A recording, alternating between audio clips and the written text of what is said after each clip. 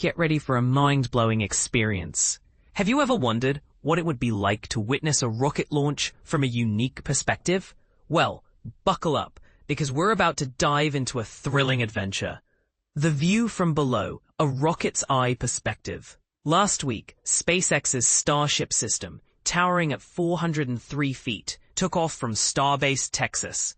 While the world has marveled at the distant footage, there's a hidden gem that offers an even more captivating view. A camera, strategically positioned on the launch mount beneath the rocket's powerful thrusters, captured a fiery spectacle that left viewers in awe.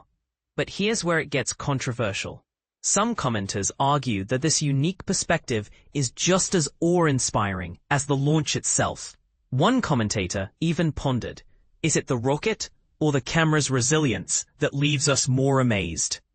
Once in orbit, Starship successfully deployed its initial batch of 8 mock Starlink satellites. But the story doesn't end there.